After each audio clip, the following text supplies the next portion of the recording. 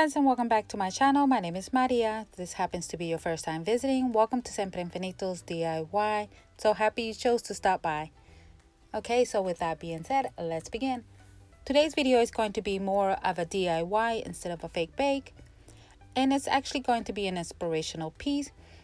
I'm sure many of you know who Steven from Glitterville is, but if you do not, well then he is the creator of Glitterville, and a lot of his pieces, if not most, all of them, are whimsical. Very beautiful pieces. If you have not seen his work, I advise you, to go over there and check it out. You will not be disappointed because they're, like I said, very beautiful, whimsical looking. So I wanted to give a try and see if I could recreate one of his pieces. Like I said, they are so beautiful, and you tell me afterwards, okay? If go visit, let me know what you think of his work, and then come back and let me know. All right, so let's get back to this video. So as you saw, all I did with my clay was to roll it out, make sure it was not too thin, and then I covered my entire ball. And then I just started smoothing out the clay, making sure try to get all of those lines, marks that are in there, try to roll them out. Then I got here a pink and gold striped cardstock piece of paper and just rolled it out. I really didn't have to measure or anything like that because I was going to use the entire thing basically. So this is actual how I did it. I just rolled it up and I lined it with using my ruler and a pencil, made a line, and then just cut the extra piece of paper off. Then I use these pattern scissors, or like a zigzag type of pattern, and I cut off the excess. So glued it down with some tacky glue, and if you're wondering where I got this humongous glue from, I got it off of Amazon, and I'll just leave that in the link down below. So you can go and get some just in case you happen to be looking for it, because I know this glue is gonna last me for a pretty long time. Really quick, I want to go off subject because I want to send a shout out to a lady, very sweet lady at that, Miss Joanne Bradley. She was so kind to mention me a couple of times on her channel. Also, I'm sure most of you know who she is, but if you have not, I advise you to go check her out. She's very, very talented lady. I love her, how she's able to paint and draw. I mean, I try and I can't. So, and I'm sure you also already know that she has a Facebook page, and there you can find her under Crafting with Joanne Bradley. Just in case you don't, you can go right on over. Like I said, she has so many ideas. She's very crafty. So yeah, go check her out. All right, so here I just finished up trimming out the rest of the cone, and now I rolled out some clay, did a zigzag pattern because I want my clay to look like it's flat ice cream.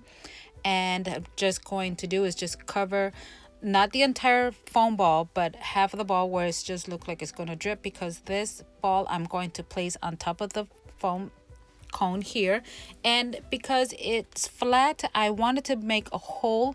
Otherwise, once I placed the ball in there or on top of it, you could see a gap, and I didn't want it to do that.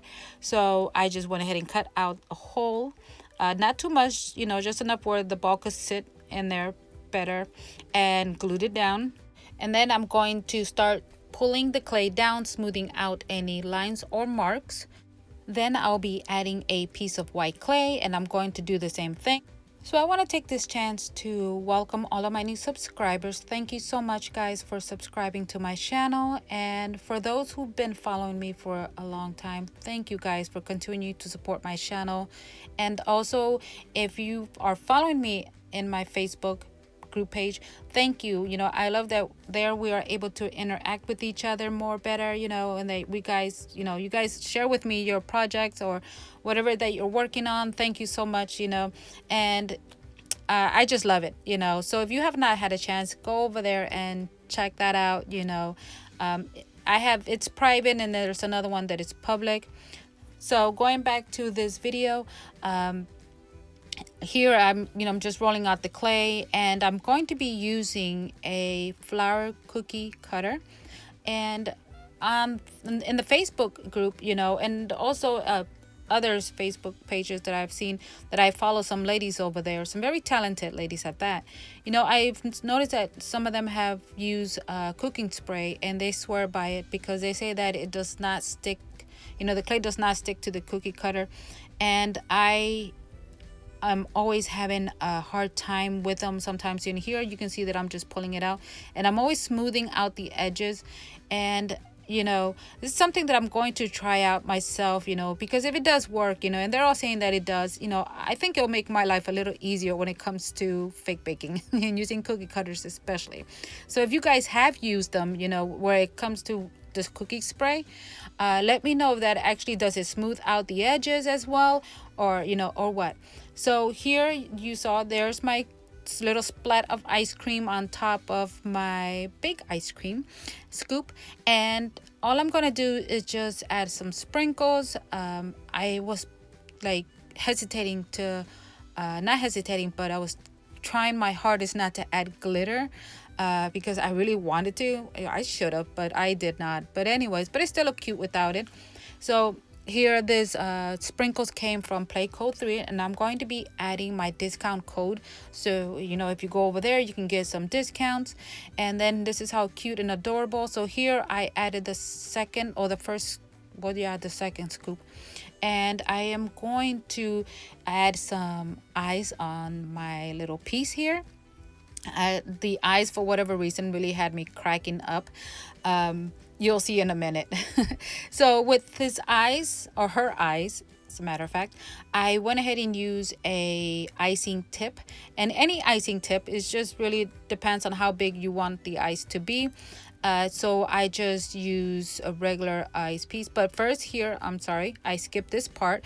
I am adding her arms, and all I did just grab this little poking tool. I don't even know what type of tool that is or what it's called, but just to poke a hole, and then I insert my what do you call it, those piping cleaners, and those were her hands and or her arms. And there's the eyes, and then as you can see the icing tip there that I use, I just, you know, used one end and I used the other end, and here are the eyes. I'm telling you, these eyes, for whatever reason, they're making me laugh. So all I have to do is just add her mouth, which I went ahead and I'll show you that in just a minute. And then I added some eyelashes, and here she is all done. What do you think? This is a closer look for you guys.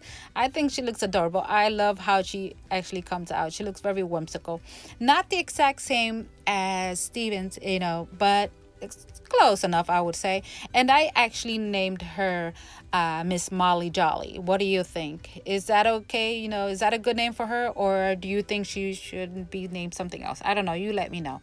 All right, my friends. Well, this is the end of the video. Thank you so much for stopping by, and until the next time, stay safe, be kind. Bye.